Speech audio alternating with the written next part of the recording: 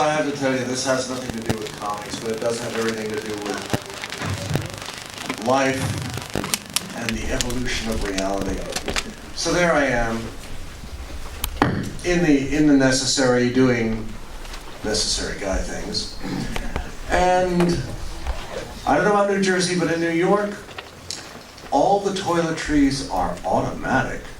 This is in the city, not in the state. So you walk up, you do your business, and it goes. You walk over to the sink, you stick your hands out. You know, everything is cool. So I'm there, and I walk away, and I suddenly think, wait, something's wrong. Look back, oh, there's a switch. Walk over to the sink. Where's the water? Oh, there's a switch. And suddenly, out of nowhere, an image comes into my head. Computer! No, you use the mouse. Oh, fuck you. Computer!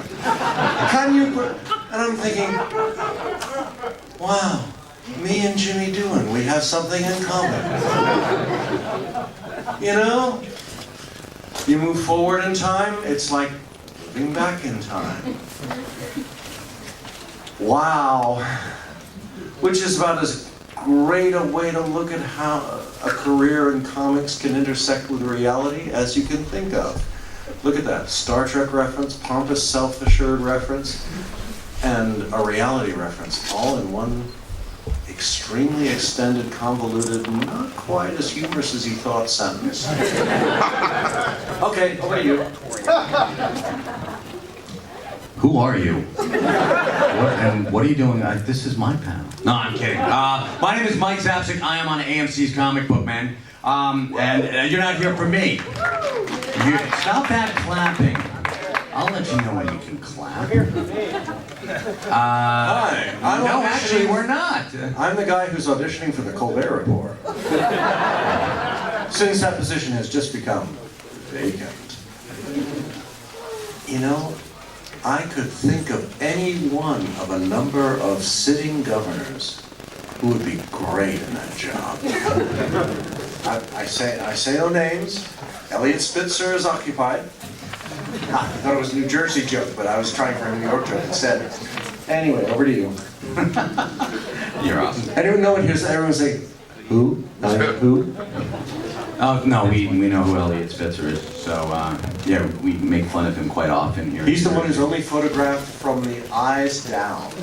So you don't notice that nature has had his wicked way with him.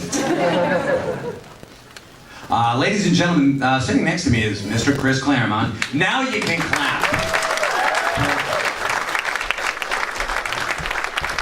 I would say that he's a gentleman who needs no introduction, but that would make me being up here a moot point. So I'm going to give you his resume. And again, I didn't tell you could clap.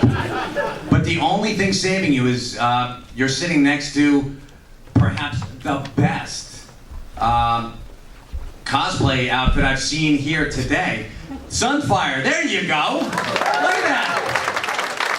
Most unique, at least. Construction paper, but still. I just have one thing to say to Sunfire. You're from Japan, right? Okay, that's cool. How is it your big monster is opening the same day as this other film of which I have a certain affection for? You know, it's like, excuse me, you couldn't go up against, the web slinger, for God's sake? No, you had to step on the X-Men's feet. Well, we'll show you, you big monster, you.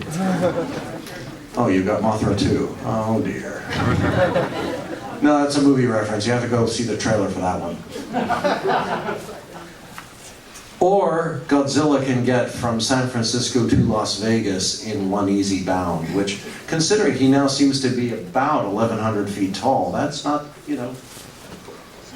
It's like, oh look, giant Japanese monster coming in. Where is he? Oh, he's just over the horizon, but he's really tall, and the ocean slopes very shallowly coming into San Francisco Harbor. So, You're all wondering, why are we sitting here listening to this guy? He's not funny. Oh dear.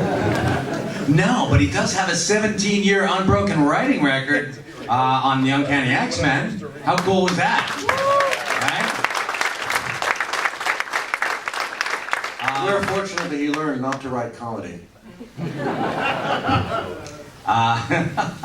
He's co-plotted with some of the greatest artists in the industry. Oh. Dave Cockrum. Yes. John Byrne. Paul Smith. John Romita Jr., Mark Silvestri, and Jim Lee. You're also well known for what? Developing strong female characters. That's one of the things that has always attracted the X-Men to me. Also co-created the New Mutants with Bob McLeod, if I'm not mistaken.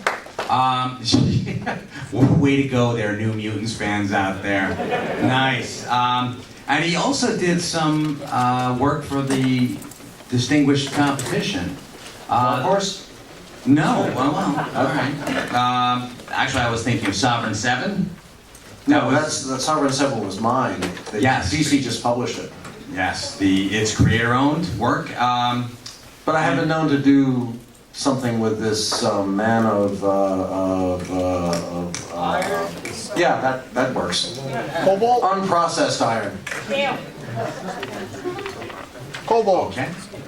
I was actually just about to point out the Justice League, the JLA run you did, which brought you back together with John Byrne and Terry Austin. Fans clamored for it for decades, and it happened. And that was pretty cool. Actually, the really amusing thing was that I was just getting into starting to write it when I got rehired by Marvel as management. Vice President, Senior Vice President, Editorial Director. But the proviso on the deal was I could do work of my own, i.e. Sovereign 7 or Marauder. I could not work for the competition. So, in one of the more famous, insane 72-hour writing jags, I wrote the entire script for the miniseries in 72 hours. Because I couldn't start until I finished. So, if it reads a little rushed, sorry about that. I was too busy trying to run Marvel, help Bob run Marvel. And of course, since we all got fired 3 years later, it doesn't, well. On the other hand, I should point out, the one good thing that came out of that was in 1998, a certain concept was about to go into turnaround at Fox because they couldn't figure out how to get an idea that would crystallize tightly enough to satisfy the company, the producer, and the director. So I wrote a memo. Something like 6 pages, maybe 7, single-spaced, explaining why the X-Men are relevant. And what makes them a cool film that has nothing whatsoever to do with superpowers, but has to do with character conflict, moral ambiguity, the usual Sturm und Drang of the X-Men. And the next thing we knew, Bryan Singer was off to the races. So, last 16 years, as usual, all my fault.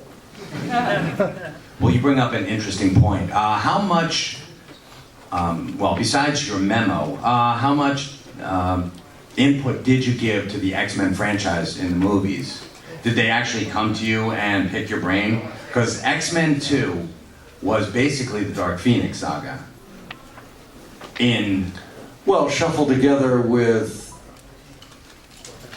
32% of God Loves, Man Kills, and a couple of extraneous whoopies on the side. You figure out of the, let's see, 1, 2, 3, 4, 5, 6, 7, 8 X-Men movies, X-Men related movies, my fingerprints are, I don't know, for about 2/3 to 80%. Okay. Was that direct though? Did they come to you? And I don't watch those end credits. No one here watches the end credits of movies, especially the X titles, right? Huh? Are you a consultant, sir? Security, can you take this gentleman? Consultant in what? For the films. Well, as I've said many times before, Fox, the most generous and magnificent corporate management concept in the history of the human race, Take care of yourself. provided a non-disclosure agreement roughly, about that high. So I could conceivably consider, perhaps in some future alternate dimension, tell you, but then I would have to wipe you out and the alternate dimension as well, and the doctor would not allow that. Sorry. Okay. Now He thinks I'm kidding. You've never dealt with Fox legal, have you? They're only slightly nastier than Disney legal. Sorry, I meant more professional. Okay. I'm at a loss here because he's getting all the zingers in, damn it. And I'm used to Johnson, taking the legs out from under me. But you have no idea who I am. I was just thinking, Lyndon's been dead for quite a while, and Bryan Cranston's doing him on Broadway, but I don't think we're equity here, so I'm not sure that fits. But there is a similar thing. Avengers Annual number 10, perhaps one of my favorite comics in the past 40 years. Well, hell, it was drawn by Michael Golden. How can you not like it? Exactly, and written by you. And Yeah, that too. this was the introduction of Rogue into not just the Marvel universe, but the X universe in a very convoluted way. And this, I remember reading that you had, well, it was Avengers, and you weren't really an Avengers writer. And you came into, if I'm not mistaken, right a very specific wrong that you felt. Well, I don't think it was. It was a story that I felt was a mispresent. It was a fuck up. All right, there you go. Sorry, I was trying to be pompous and use a multifaceted, multi-syllabic word, and as usual, fell flat on my face. I committed the moderately unforgivable sin among creative writers, which is you really shouldn't get pissed off at other writers, and especially you shouldn't put it in print. Well, I did both, which was probably incredibly unprofessional and juvenile of me, but since I'd written Ms. Marvel for a good chunk of her run, I felt a measure of propriety. And it was, I have to say, one of the dumbass stories I'd ever read. Forgive me, David. Which involved, let's see. Girl joins Avengers. Girl has fun with Avengers. Girl comes home from mission one day and discovers she's, the usual 4 months pregnant. How did that happen? Because I haven't done anything. Well, by midnight she's 9 months pregnant, and by the next day she's had a kid. Well, this is certainly unexpected if you're not in some stupid sci-fi channel movie. And within 48 hours after that, the kid grows up to become Marcus. Original name. Anyway, he turns out to be one of these conflicted, I'm kind of a bad guy, but I'm also a good guy, so please treat me as a good guy? Okay. Oh, Carol, I love you. Oh, I like you too. Blink, I love you. Blink, let's get married. Huh? So anyway, the Avengers win the battle. He has to go back to his dimension, but he doesn't want to go back alone. He loves Carol. Carol loves him. The ramifications, not to mention the rationalizations for this emotional quagmire, were sort of hard for me to grasp. I mean, I understand the whole concept of maternal love, but this was taking it a little far. Anyway, then they go back to another dimension, and the Avengers all happily wave goodbye. And I thought, this was strange. Actually, I thought a lot of things, but I can't repeat them in a mixed company. Any road, I finally came up with a story that I felt set things right. So we had, let's see, the annual was 28 pages of gratuitous punching and hitting, involving Michael drawing some spectacular scenes of Rogue beating the living daylights out of the Avengers and vice versa, and the X-Men coming in at the last minute and kind of almost saving the day. And then we get to the last 6 pages of the issue, which was the actual beginning of the story, which was Carol sitting down with the Avengers and explaining to them that you guys kind of dropped the ball on this one. And they were going, but why? We thought you were... Well, I won't go into details, but it was a dumbass story, and I figured it was up to me to set it right. And the first rule of writing is, if you're a writer and it's a communal enterprise like Marvel, you should leave those feelings at home. You should treat other writers with respect, treat their work with respect. Do not vent your spleen on them, because what goes around comes around and you could get it in the teeth later on. And it's not nice. But I yielded to the dark side, and because I was working with Michael, we came up with one hell of a good story with a really nice ending. And we put her back to normal and sent her off to live happily ever after, which involves her apparently turning into Captain Marvel again, which is very strange. But that's a whole different set of commentary that I won't go into, because I have absolutely no idea how she became Captain Marvel. Last I looked, she was... You put her in as binary. She was binary and then became Warbird in the Avengers when... Oh, I see. She became Captain Marvel because the other names tanked. You wonder how we got to Shadowcat? I'm sorry, Sprite? Oh yes, I'm named for a can of soda.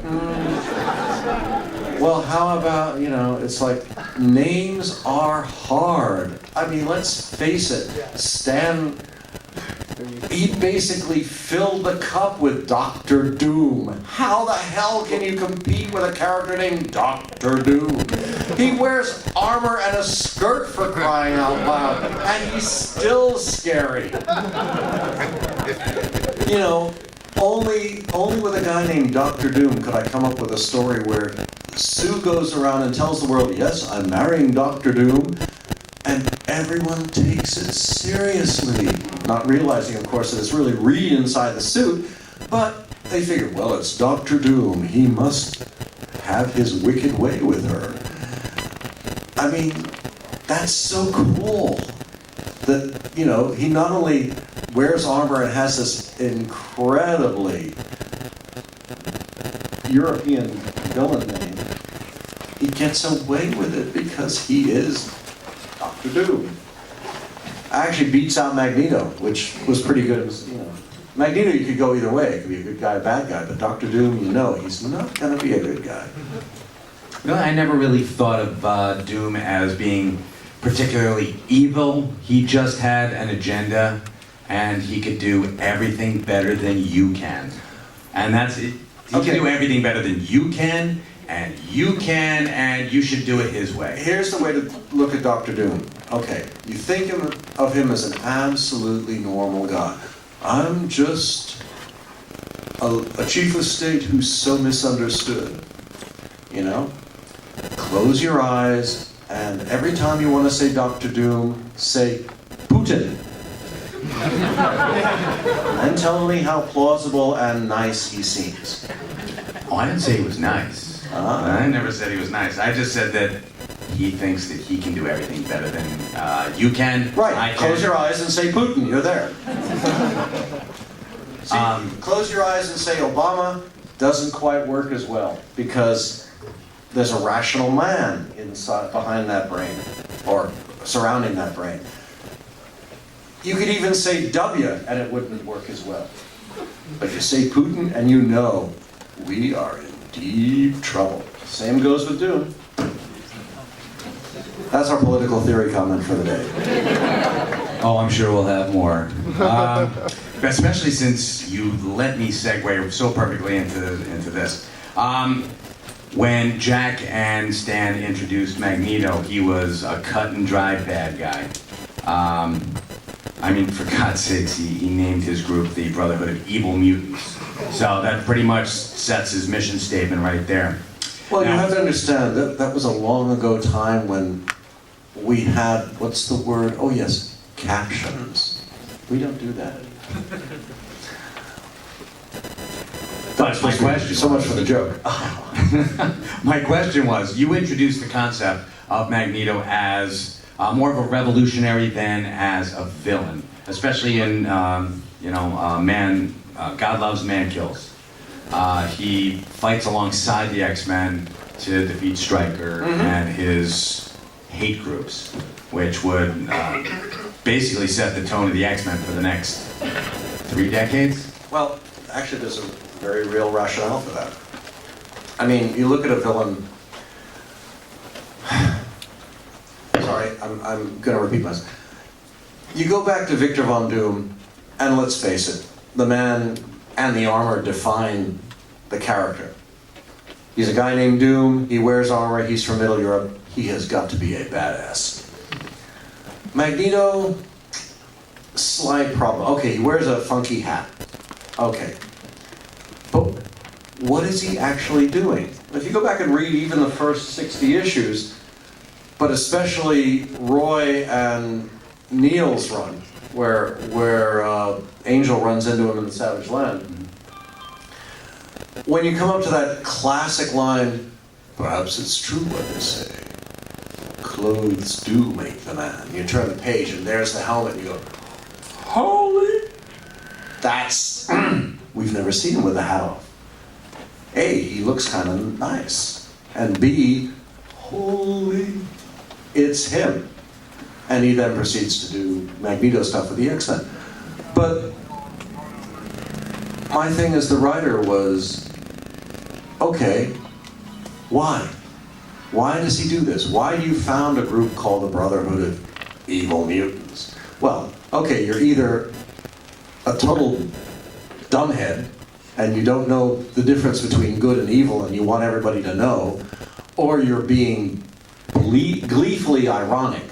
Yes, we are evil mutants. Get used to it. But why? Well, a little bit of geopolitical history. Once upon a time, like 1947, there was a guy in Tel Aviv named Menachem Begin. Okay? And the British had this relationship with him. Basically, you see him, you shoot him.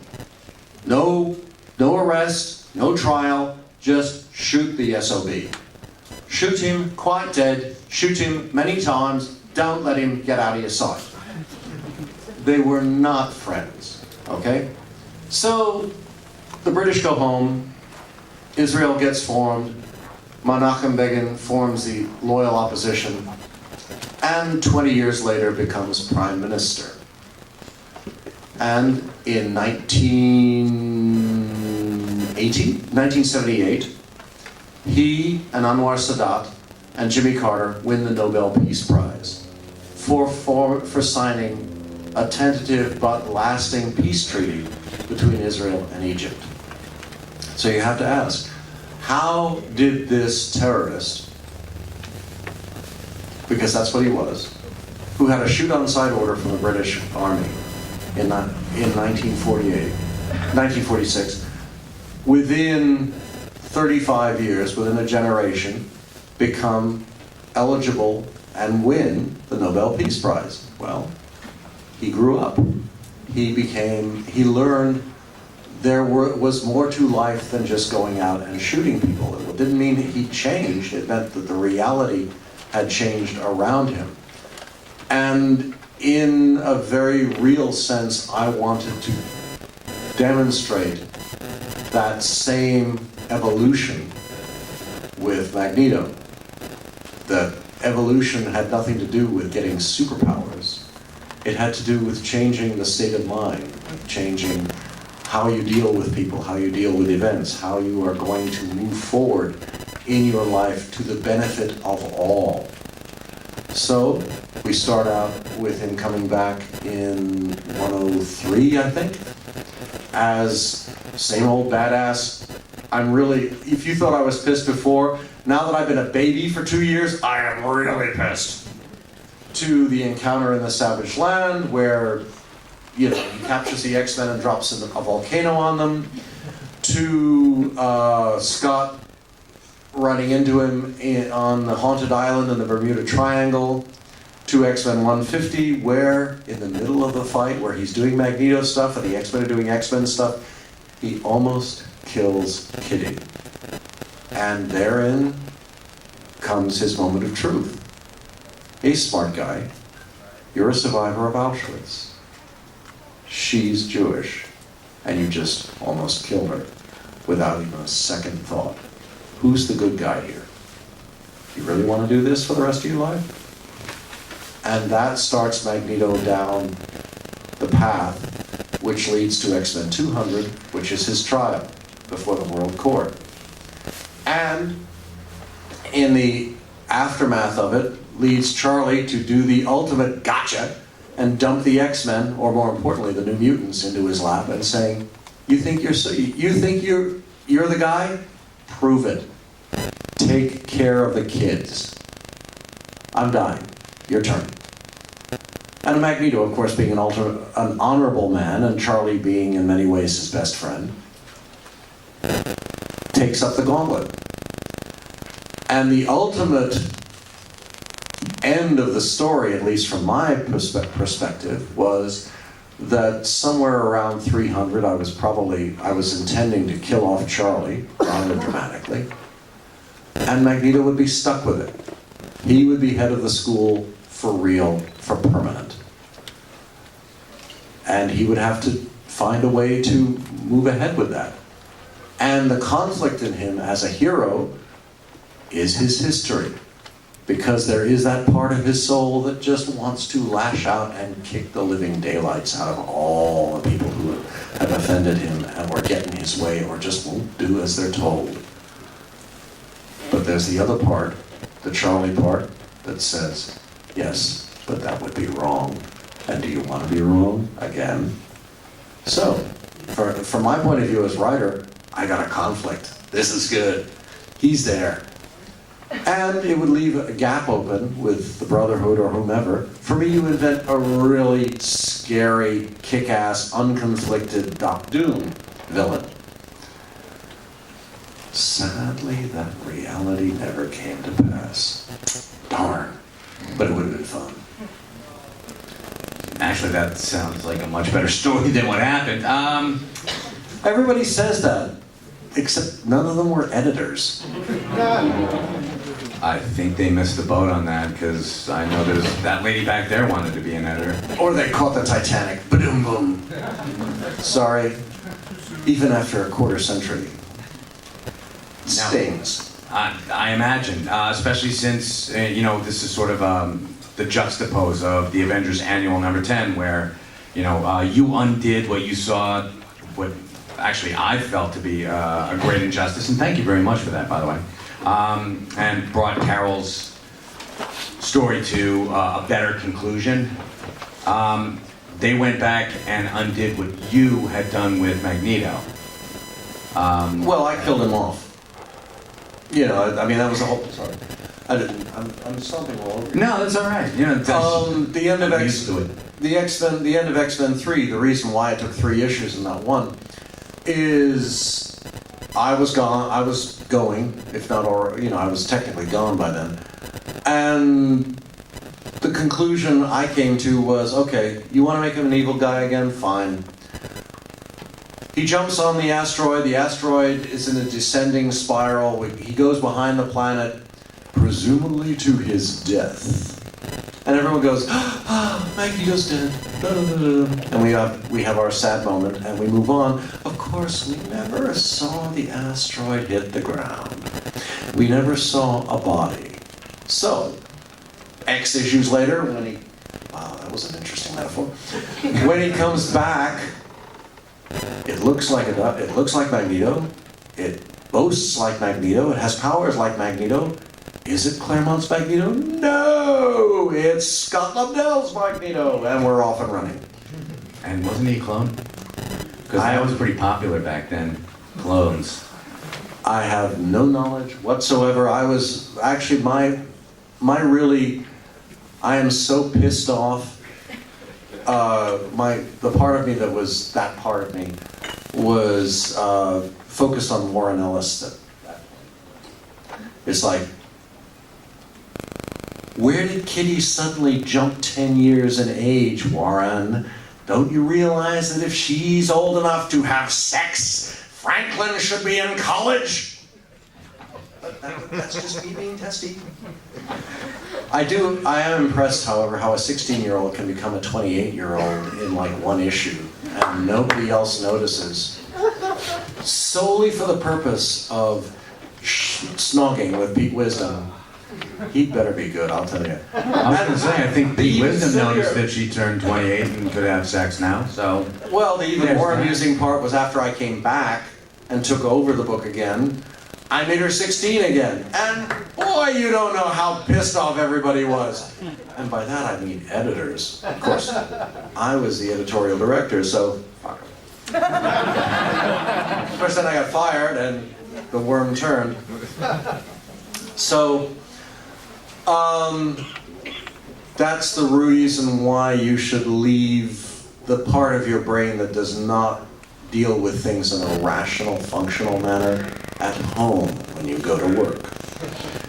And that's also why you should unplug your phone and your computer when you're reading comic books, because the part of you that feels impelled to write an instant comment on Facebook or worse, Twitter, there's a reason why the short version of Twitter is twit.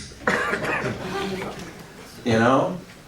So, the nice thing about writing letters in the old days is you had to take out your pen and a piece of paper and write your letter. By the time you usually got to the 5th or 6th line, you were so bored, unless it was a legitimate, unless you were typing, you just said, oh, I can't do this, I'm going to bed. Throw it away and that's the end of it.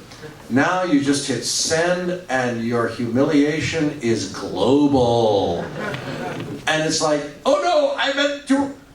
You know, you can delete it as fast as you can, and at least 300,000 idiots have gotten there first. Trust me, I've learned this the hard way. Computers are annoying. Don't you ever notice how on Star Trek